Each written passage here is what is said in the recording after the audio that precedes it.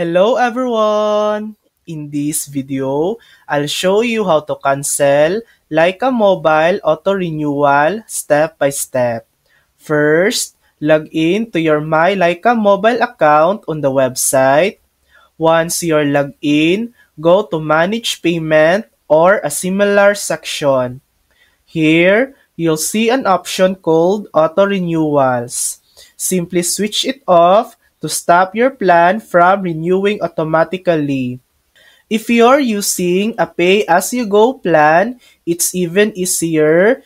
Just don't top up your account once your credit runs out. Your SIM will become inactive. You can also cancel by dialing *190# on your phone and pressing 1 to stop your plan. Another option is to text cancel to 5309 to activate any credit reservations linked to your account.